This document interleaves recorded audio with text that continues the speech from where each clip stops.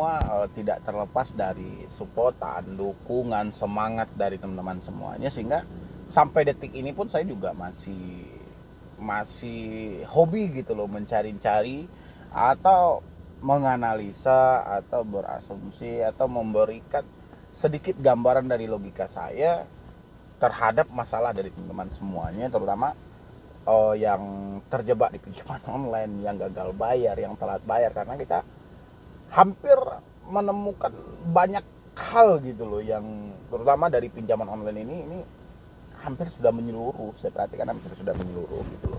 Kenapa saya tahu itu hampir menyeluruh? Nyatanya setiap hari saya bisa mendapatkan 500 orang subscriber baru gitu loh. Jadi dari situ saya menganalisa, berarti masih banyak ternyata orang-orang yang telat bayar pinjol, gagal bayar pinjol, ataupun masuk ke ranah pinjaman online. Mungkin ya berawal dari kata iseng-iseng tadi lah ya. Nyatanya iseng-iseng itu membawa petaka gitu loh, membawa celaka buat diri Anda gitu. Tidak ada anugerah yang Anda dapat selama Anda bergabung di pinjaman online ataupun Anda telat meminjam di pinjaman online. Tidak ada manfaat yang Anda dapat, justru laknatnya mungkin yang Anda jumpai ya. Kenapa laknat? Mungkin duit yang nggak tahu aja, tiba-tiba duit Anda sudah habis gitu. Nanti sadarnya, loh utang saya cuma 1 juta kok saya bayarnya sampai 9 juta gitu loh. Sadarnya setelah habis, sebelum habis sih fine-fine aja gitu loh ya. Tapi kalau sudah habis baru dia curhat saya, oh seandainya saya jumpa dengan solusi utang dari dulu, mungkin saya juga tidak seperti ini. Tapi Tuhan nggak seperti itu.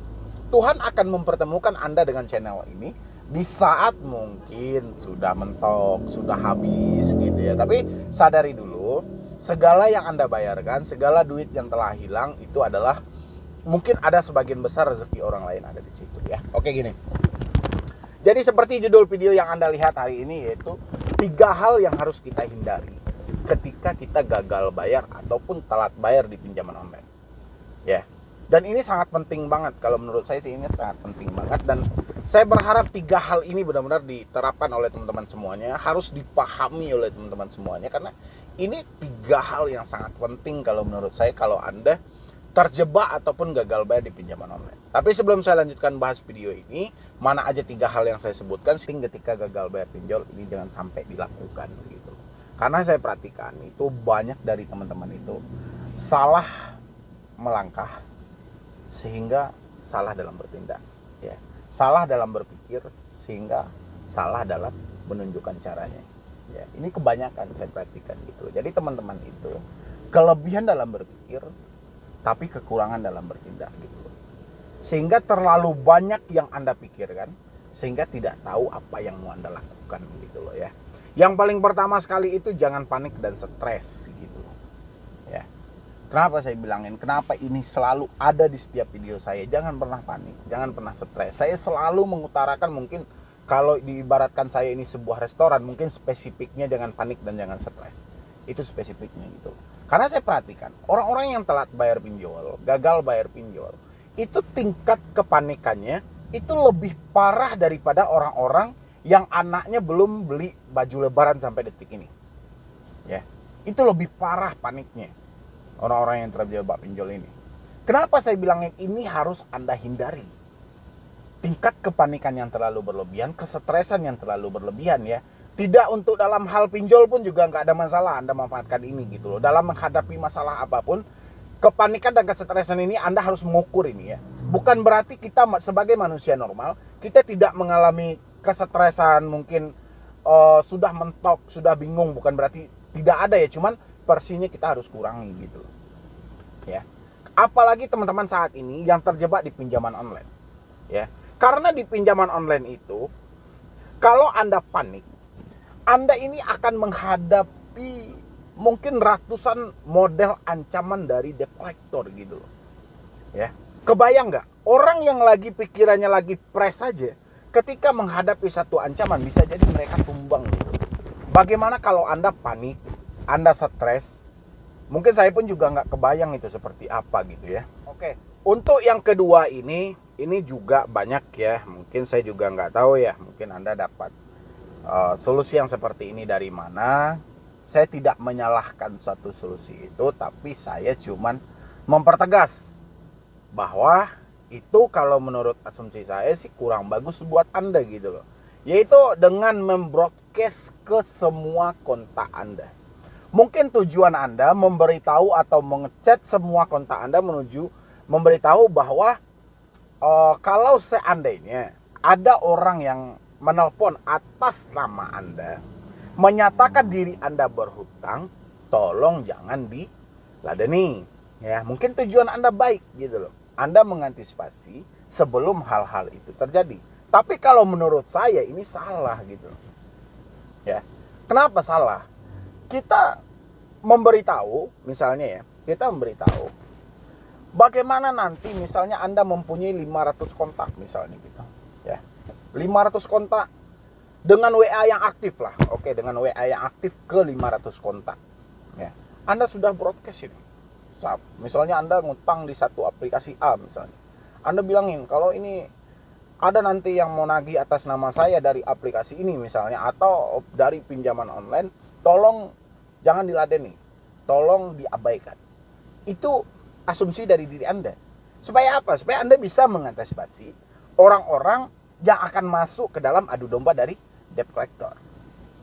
Asumsi Anda itu ya, atau cara berpikir yang seperti itu, menurut saya itu salah gitu loh, ya. Kenapa saya bilangin salah? Dari 500 itu belum tentu semuanya akan dihubungi oleh debt collector. Ya. Paling banyak 50 kontak itu paling banyak kalau memang kontak Anda 500 orang. Ya, paling banyak itu. Dan sekarang Anda telah membagi hutang Anda ke 500 orang. Sekarang yang menyebarkan data siapa? Otomatis diri Anda gitu loh. Ya. Misalnya saya ada dalam salah satu nama kontak Anda. Kenyataan saya tidak dihubungi oleh debt collector, tapi dengan Anda yang telah menyampaikan bahwa begini, sehingga saya bisa memvonis, oh ternyata dia terjebak pinjaman online. Berarti soal hutang yang disebut dengan privat itu sudah tidak ada. Karena privasi telah Anda sebarkan gitu loh. Tujuan Anda itu baik gitu loh. Supaya orang-orang tidak merespon ketika ada telepon, membalas ketika ada chat, menjawab ketika ada SMS. Tapi kalau menurut saya salah. Contoh gini, ini handphone saya. Ya, tiba-tiba ada nomor baru yang nelpon. Nggak mungkin saya nggak ngangkat, karena saya juga ada kepentingan lain. Ya, belum tentu ini semua kepentingan Anda. Dan kenyataannya, ini masalah Anda yang masuk. Bagaimana gitu loh. Anda tidak bisa mengendalikan nomor handphone seseorang gitu loh. Ya, apalagi saya misalnya Anda bilangin jangan angkat kalau ada yang nelpon atas nama saya. Kayak mana saya tahu kalau orang yang menelpon ini itu mencari Anda? Ya.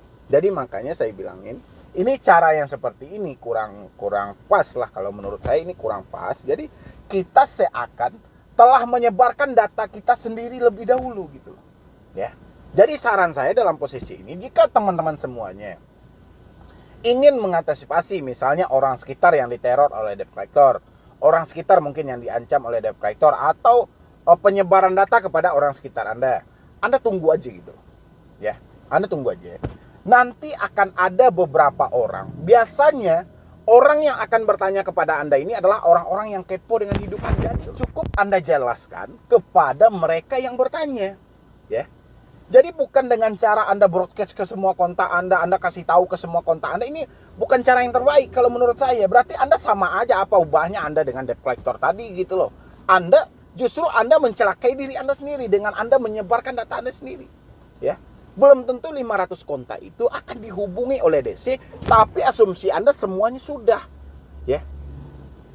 Jadi nanti Anda jangan sampai kebingungan, loh kok mereka tahu. Padahal Anda yang mengasih tahu.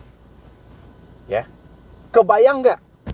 Misalnya saya ini, ya, ini kalau misalnya ada teman Anda yang kepo dalam kontak Anda, terus Anda broadcast bahwa Anda mempunyai ada yang nelpon gini. Nanti saya cerita kepada teman saya yang lagi, padahal saya cuma ada dalam kontak Anda, teman saya nggak ada. Nanti saya berbagi, entah duduk di warung, entah lagi nongkrong, entah apa. Saya menceritakan, dan akhirnya apa? Menyebar.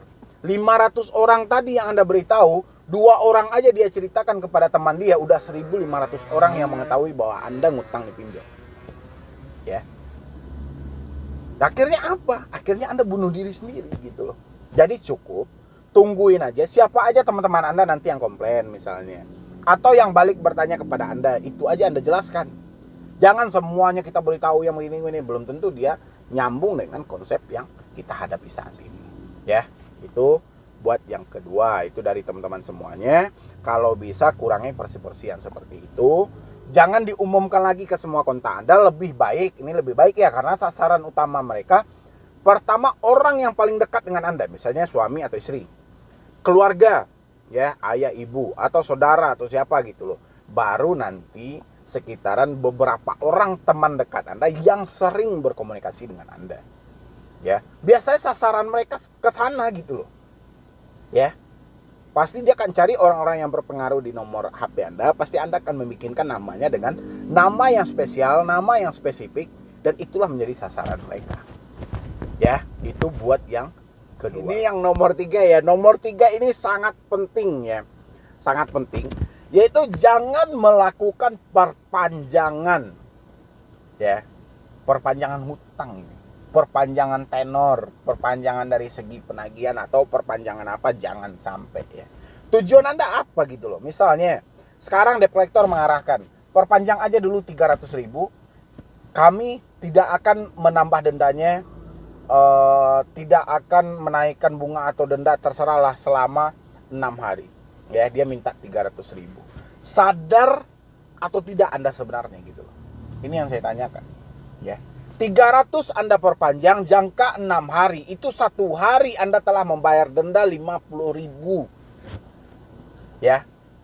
Atau Anda perpanjang 150 untuk 3 hari supaya tidak disebarkan data Anda. Berarti 1 hari Anda telah membayar 50.000 dendanya gitu loh. Ya, dikatakan orang pintar atau dikatakan orang bodoh. Itu dulu yang saya tanya kepada Anda gitu. Ya. Apakah Anda tidak sadar selama ini untuk bayar hutang aja Anda sudah tidak mampu? Bagaimana Anda bisa melakukan perpanjang dengan uang yang Anda hambur-hamburkan tidak tahu arahnya kemana? Tidak mengurangi hutang Anda, ya. Tidak mengecilkan bunga yang terjadi, tidak pemotongan dari segi denda yang telah terjadi, nggak ada gitu loh. Ya. Ini sebenarnya uang perpanjang ini uang apa? Kalau Anda analisa, uang perpanjang yang diminta oleh debt collector itu adalah uang preman gitu. Ya, sama kayak orang lagi di pasar misalnya, uang aman gitu loh. Ya. Jadi kalau uang aman, uang apa coba? Berarti uang preman gitu loh. Supaya nama Anda aman, supaya data Anda aman, bayar aja sekian gitu loh. Dan kami akan menghentikan dendanya. Ya pasti karena Anda sudah membayar dendanya di awal. Ya, misalnya 6 hari. 6 hari Anda bayar 300.000. Berarti 1 hari denda itu Anda bayar 50.000 gitu loh. Ya. Makanya saya bilangin dikategorikan manusia pintar atau manusia bodoh. Ya. Kalau hari ini Anda telah mendengar saya berbicara, mungkin Anda mengkategorikan bahwa manusia bodoh. Memang saya mengakui bodoh gitu loh. Saya sudah berulang kali itu. Stop memperpanjang. Stop mencicil. Ya. Kalau memang durasi dari pinjaman Anda itu jangkanya hitungan hari, jangan pernah Anda cicil. Kecuali durasi dari pinjaman Anda itu hitungnya bayarnya per bulan, silakan gitu loh. Ya. Tapi kalau jangkanya 7 hari, 20 hari, 30 hari, jangan dicicil. Ya. Akan memasukkan Anda ke lembah yang paling dalam, akan menjerat Anda ke segi keuangan yang paling banyak lagi gitu. Ya. Saya juga heran ada orang yang ngutang 1 juta, dia memperpanjang sampai 3 juta. Bodoh nggak itu? Ya. Gila gitu loh. Saya pun sampai bingung loh, kok bisa seperti itu. Iya bang, saya per minggu bayar 300 bang. Untuk memperpanjang, saya belum mampu bang untuk membayar tagihan saya. Kayak mana tagihan Anda cuma 1 juta, Anda bayar tiap minggu 300.000. 300 kali 10 minggu. 3 juta sudah. Ya, kayak mana coba itu gitu loh. Berarti sesaat pikiran Anda yang melogikakan dengan pintar tadi hilang gitu loh. Makanya saya bilangin yang paling pertama itu jangan panik dan jangan stres. Itulah poin yang paling pertama tadi. Akibat kepanikan ini sehingga Anda buta akan hal itu gitu loh. Padahal Anda ditarik ke dalam jurang yang sangat dalam, Anda tidak sadar. Dan akhirnya baru sadar apa? Saya sudah memperpanjang Bang berulang-ulang kali, sudah saya hitung, sudah melebihi dari pokok utang saya tapi nggak lunas Bang. Ya gimana mau lunas, itu yang Anda bayar adalah uang premannya, uang takutnya gitu loh. Ya. Makanya saya bilangin, jika Anda tidak mampu untuk menyelesaikan hutang Anda, pokoknya ya, itu jangan pernah Anda lakukan perpanjangan atau mencicil gitu. Ya. Jadi buat teman-teman semuanya, moga aja dengan 3 hal penting ini ketika Anda gagal bayar, ini wajib Anda hindari 3 hal ini gitu loh. Ya. Coba Anda pahami lagi, coba Anda analisa lagi dengan pembicaraan saya ini. Kalau ada yang kurang, Anda boleh tambah di kolom komentar gitu loh. Dan saya tidak pengen 3 hal ini terjadi lagi kepada diri Anda.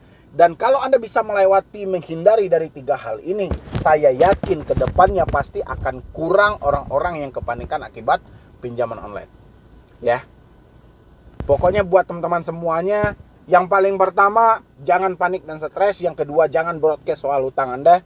Yang ketiga, jangan perpanjang hutang Anda gitu loh. Ya. Mudah-mudahan 3 hal ini itu dapat membantu dari teman-teman semuanya. Dan buat teman-teman yang baru hadir, mungkin yang sudah lama hadir, jangan lupa juga di share video ini atau di support juga channel ini supaya channel ini makin berkembang lagi dan berkembang lagi ya. Mungkin dari saya cuman itu aja, terlebih dan terkurangnya saya mohon maaf. Buat teman-teman semuanya yang mau konsultasi atau diskusi dengan tim saya, silahkan di nomor yang ada di deskripsi ya. Atau Anda juga follow Instagram saya juga boleh @medibroni. Jadi sekian dulu dari saya, Medibroni. Wassalam.